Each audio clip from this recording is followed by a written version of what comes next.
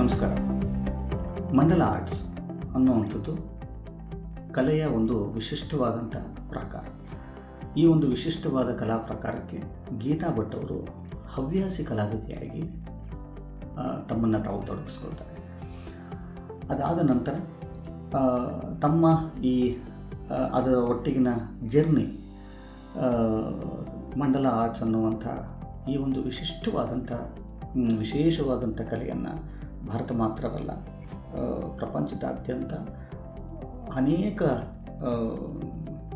ದೇಶಗಳಿಗೆ ತಮ್ಮ ಕಲೆಯನ್ನು, ಮಂಡಲ ಆರ್ಟ್ಸನ್ನು ಪ್ರಸರಿಸ್ತಾರೆ. ಡಿಸೈನ್ ವಿಚಾರಕ್ಕೆ ಮಾತ್ರವಲ್ಲದೆ ಇವತ್ತಿನ ತುಂಬ ಸ್ಟ್ರೆಸ್ಫುಲ್ ಬದುಕೇನು ನಾವು ಸಾಗಿಸ್ತಾ ಇದ್ದೀವಿ.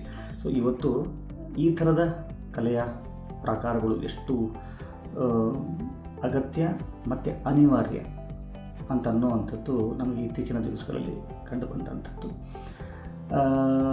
ಆಸಕ್ತಿ ಇರುವಂಥ ಕಲಾಪ್ರೇಮಿಗಳು ಅಥವಾ ಈ ಕಲೆಯನ್ನು ಕಲಿಬೇಕು ಅಂತನ್ನುವಂಥ ಆಸಕ್ತಿ ಇರುವಂಥವರು ಗೀತಾ ಭಟ್ ಅವರ ಈ ಒಂದು ಸಂಸ್ಥೆ ಏನಿದೆ, ಇದೇ ಏಪ್ರಿಲ್ 18ನೇ ತಾರೀಕು ಒಂದು ವೆಬ್ಸೈಟನ್ನು ಲಾಂಚ್ ಮಾಡ್ತಾ ಇದೆ.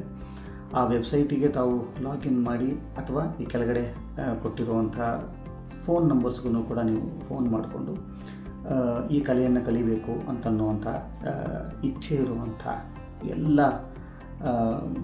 ಕಲೆಯ ಆಸಕ್ತರು ಇಲ್ಲಿ ಮಾಹಿತಿಯನ್ನು ತಿಳ್ಕೊಂಡು ಇವತ್ತು ಈ ಥರದ ಒಂದು ಕಲೆಯನ್ನು ಪ್ರೋತ್ಸಾಹಿಸೋದು ಇದೆಯಲ್ಲ, ಈ ಥರದ ಒಂದು ಕಲೆಯನ್ನು ಇವತ್ತು ಈ ಥರದ ಕಲೆ ಉಳಿಬೇಕು ಅಂತನ್ನುವಂಥದ್ದು ಅಗತ್ಯನೂ ಹೌದು, ಅನಿವಾರ್ಯನೂ ಹೌದು.